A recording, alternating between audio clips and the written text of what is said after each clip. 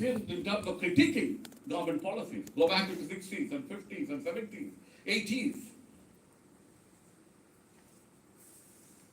There were scholars, there were teachers who were critiquing on rural development policies, panchayat raj system, local self-government. And whenever political parties wanted to have orientation program, all of us used to go and orient MLAs and MPs about what's happening, because they were not familiar with panchayat raj system or rural development or local self-government and their functioning. That is the kind of a role we used to play. So in that kind of a context, I would like to highlight couple of things. As long as we do not understand the context of a region, the context of the region of Telangana is a very backward region. This backward region has to get developed. It can only get developed through education and education alone. And unfortunately, in the recent elections also, we told them education is not your agenda. You talked about 6 guarantees and other kinds of things, but you did not put as a priority education. We are playing our own role. Maybe we'll be successful, we will not be successful. We are interested in seeing that they invest much more in education. Because all of us are passed out from this great university, and we have a social responsibility. We have an accountability in terms of trying to. Earlier government, we did not have that kind of interaction. There was no debate, there was no dialogue, there was no discussion. Now there is some semblance of hope that there can be a dialogue. We can meet policy makers, we can meet ministers, we can discuss with them and talk to them, and we will have to tell them that they will have to. What is that is required. If you're not going to be allocating resources, how is the university going to be developing? They have to create world-class infrastructure. Is that possible? Yes, of course it is possible with all the budget which we have. I'm not really concerned about that we do not have the budget. A limited budget is required for both school education and higher education. We put it in the agenda. All of you can have access to that document, the manifesto document. We said minimum 6% has to be invested in higher education. That was our demand. Let us hope that they will invest 6% in higher education. And I said totally 15% has to be invested in both school education and higher education. School education is important. We need to get good students from good schools. Good schools. And majority of them, they are first generation learners. They are all going to the government schools and government colleges. And that's where we need to have quality education. As Gurukulams are there, the number of students who go to Gurukulams is a very marginal kind of a percentage. 4% or 5% of the students are going. 95% of the students are going to these kind of schools. So it is very, very important that we need to invest in higher education, as long as we do not make that investment. And I can certainly tell you, Usmania University students have a big role to play. As we have been agitating for several things, we must agitate for that, we need to get quality education. That's a mandate. We are a welfare state. The constitution of this country talks about welfare, social welfare. Welfare means education, both school education and university and college education. If you're not going to be giving us that kind of a welfare, then why have a state? What is the role of the state? If the state is going to be privatizing education, unfortunately private universities have been started. We do not know whether they are functioning, they are not functioning, what kind of degrees they are giving, what kind of teachers they have. For the first time after the Telangana government came to power, then they introduced private universities. State has a responsibility, government has a responsibility. We have to go with that kind of a standpoint. The state is not going to be investing in education. That we are not going to be keeping quiet, because we are a welfare state. They have a responsibility, they have an accountability. That is where it's very, very important that we need to talk about developing of infrastructure. Professor Ganesh talked about it in great detail. Infrastructure means what? We need to have modern labs. I went to the chemistry lab about 1 month ago. I also went in 1968. I used to go there regularly. When I went to the chemistry lab, I was shocked to see that. Forget about chemicals. In a chemistry lab, there's no water. Forget about chemicals later. Students have to experiment day in and day out, different kinds of combinations to, or how, different chemicals are reacting. There's no water there. What kind of an education we are talking about? We are located in Hyderabad. It's one of the leading universities of this country. As I said, one of the oldest universities of India. If this is the situation, science subjects are important, social sciences are important, technology subjects are important, knowledge is holistic, knowledge does not exist in isolation. And then the nature of faculty we have. All kinds of terminology is there, part-time faculty, guest faculty, outsourcing, academic consultants, etc., etc. And then they do not have that kind of a salary or a guarantee subject. All of us think in already education, our salaries are very, very high. If you look at all over the world, the kind of salaries university teachers get is much, much lower when you compare to the rest of the world. You need to attract talent. You need to get the best minds into colleges and universities. Those best minds should be in a position to impart critical thinking to us, scientific temper to us. That's only possible provided we have that recruitment. In our own small presentation, we did tell the government that we must extract the best talent. That is one way. Yes, recruitment can take place, but then we must get the best minds, young minds, whoever is available. By taking certain regional consideration, we may have. There are available. People are available. Several of our students from Osmania University have gone all over to get their qualifications, to get their PhD degrees and other kinds of qualifications. So that's what is important. There cannot be any kind of a compromise in terms of recruitment. Professor Ganesh made that point. It's very, very important. We need to be fair. We need to be objective. We should be given the autonomy. We must be given the freedom to select the best people available in whatever kind of a field we are selecting. That's how universities grow. That's how a professor or a teacher must be a role model. Role model.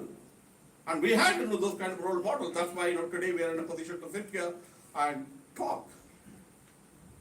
So it's very, very important. That's where, of course, other kinds of things, which, we talked about. Everyone is talking about, we told the government also. I said, when you are talking about, Public Service Commission calendar, why not a Usmania calendar and a Kakatiya calendar? We need to have that calendar. Students must get that assurance. Once I finish my PhD, I will get a job in 6 months or 8 months, etc. on the basis of a transparent manner. And it depends. The role of the state is very, very, it's not going to make that kind of, but then we should set an agenda. The role of the university is to set that kind of an agenda. Students have to set that kind of an agenda to see that we get. Because education is for empowerment. Education is not a luxury. Education is, for social good. Investment in education is absolutely necessary. If you're not going to be investing in education, what kind of sectors are going to be investing? There is some kind of thinking going on in some parts in terms of national education policy. Why should the government invest so much in education? Why should government have a... See, already there is inequality in India. Inequality not in terms of social inequality, but inequality in terms of higher education. Go anywhere in the world. You don't find that kind of inequality in higher education as we see. There are central universities, there are state universities, there are general universities, there are private universities, there are private funded universities, there are deemed universities, I call them doomed universities. We don't know what's happening in those universities. Why this kind of a hierarchy in terms of education? Institutions of national importance, we need to have one kind of a university. All of them are students, all of them are our children. They must get to quality institutions. Already that kind of inequality is built into higher education. And then if you have universities where you're not going to be funding, where will these young people go? young people to work. Wherever there are many social movements which are taking place, they're not taking place in isolation. They're taking place because they do not have an opportunity to study. They do not have an opportunity to productively get themselves employed. So we need to understand the context of the region. The context of the region is this. And the entire movement in Telangana spread in terms of jobs and employment alone, in addition to water, in addition to other kinds of things. So it's very, very important that we need to have that kind of a first demand we should make from this forum. That immediately the budget allocation has to be hiked. 6% of the budget has to be given for higher education. Number one, there cannot be any kind of a compromise on that. Is that possible? Of course it is possible. I have some understanding about the budget. What is that after all we are asking, as I have talked about, we are asking for all higher education institutions 20 to 25,000 crores, which is not big money. Number two, we should say that there are several of our friends who have been working for so long as academic consultants, 10 years, 5 years, etc., getting about 40,000, 50,000, 30,000, etc. Is that the kind of money we should be paying them? Who is eligible? Who is qualified? Who is in a position to get through whatever kind of a pattern of recruitment we want to make? We cannot have that kind of a system at all. That's worse than slavery. I think, she used the word.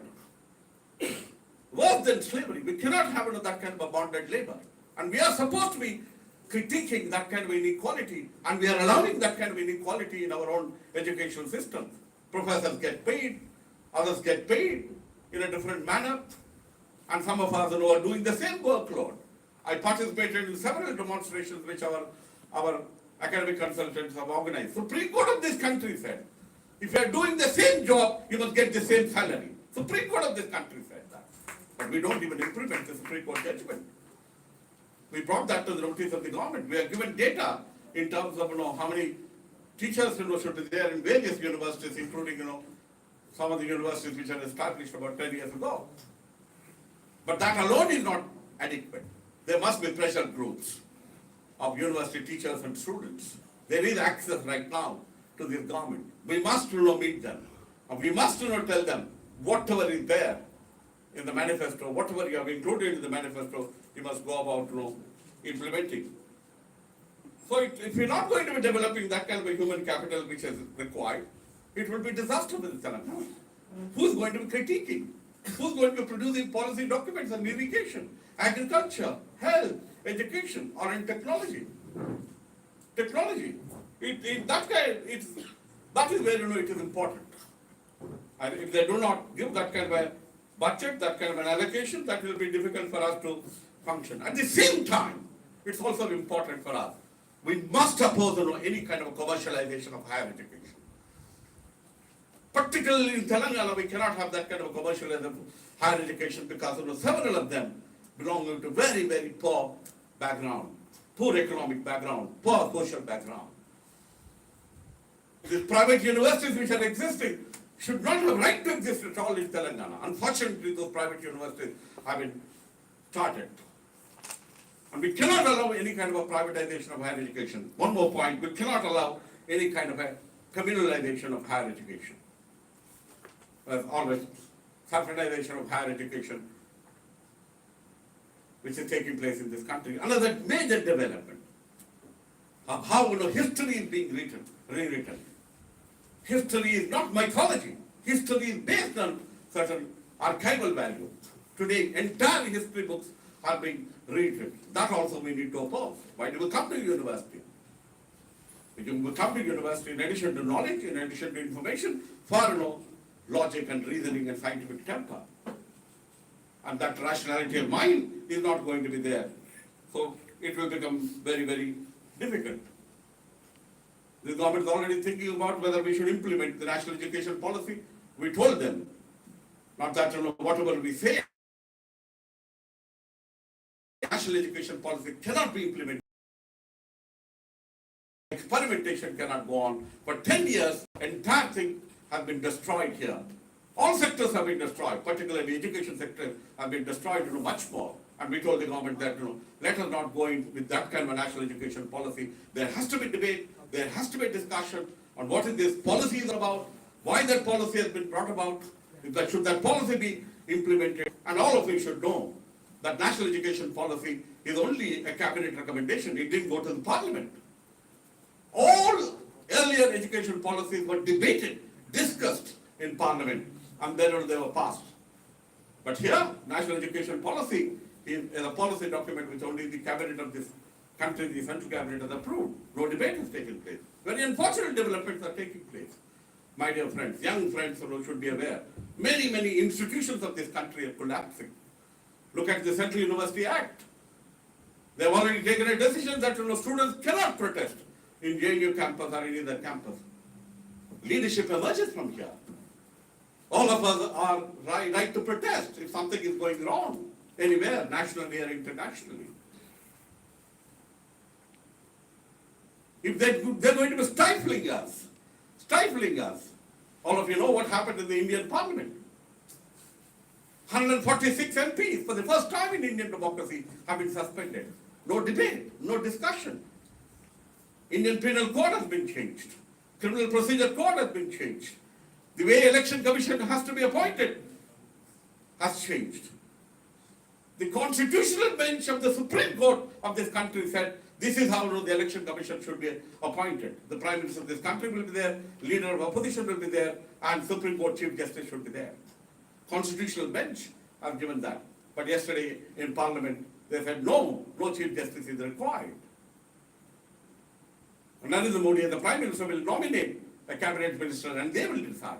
Institutions are collapsing. Why they are collapsing? Because universities all over the country, unfortunately, are not reacting to these developments which have taken place. Lastly, I read a very disturbing report last night. NASSCOM has submitted a report. They are saying 80% of the graduates who are passing out from universities and colleges are unemployable. Unfortunate. They do not have the right kind of skills. That is possible, provided we have the right kind of a environment, right kind of a budget, we recruit the right kind of a people, we do right kind of a teaching, we have the right kind of a syllabus in the context of knowledge which is growing. We need to inculcate, we need to include that in our syllabus and curriculum. The days have gone where we can review syllabus once in 6 months or once in a year. In view of the expansion of knowledge which is taking place all over the world, we need to get in that modern knowledge, modern theory into our curriculum. Blend them with certain critical thinking and creative expression. That's only possible provided we attract the best talent. NASSCOM report says 80% of the graduates all over the country are unemployable. They do not have the right kind of knowledge, the right kind of skills. That's a very disturbing report. And that should not happen in Telangana. Let us hope that, in view of the context of new government which has come, that, all of us, make that kind of a demand, consistent demand. And we must say that, as Ganesh has very rightly said, there must be a review. The Assembly of Telangana Assembly should discuss for 4 to 6 hours about what is happening in the field of higher education. Chief Minister should review what is the status, the quality of teaching which are there in universities. I know the conditions of the hostels. In 68, when I joined a hostel, we used to have one person in one room. That was the kind of, we had the freedom. We could study any time, we can read any time.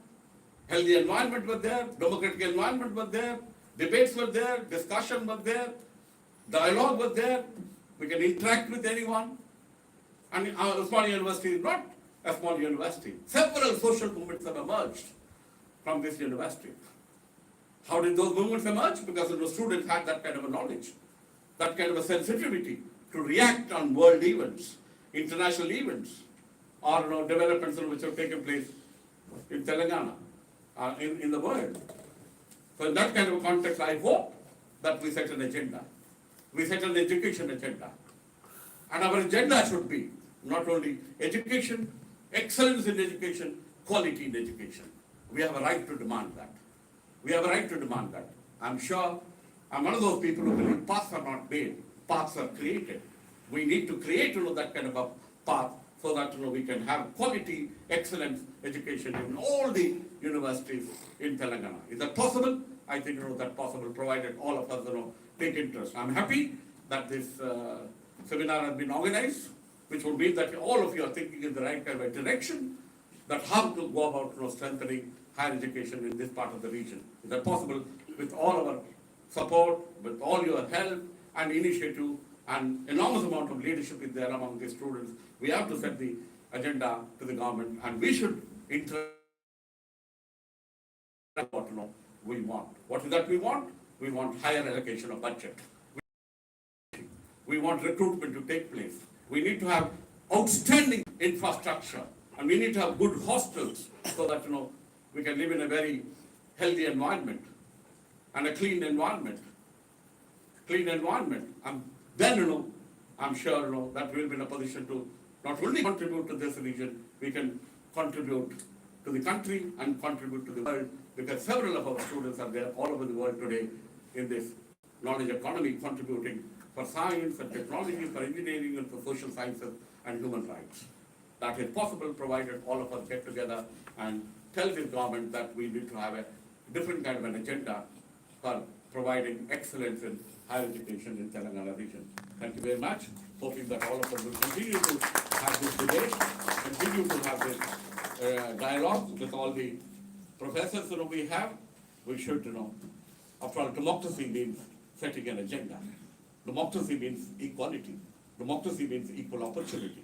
And the state government has a responsibility, and in some form or the other, they are willing to listen to us, and we must go and tell the government that listen to us and do that best, so that we can have quality education in all universities in Telangana. Thank you very much.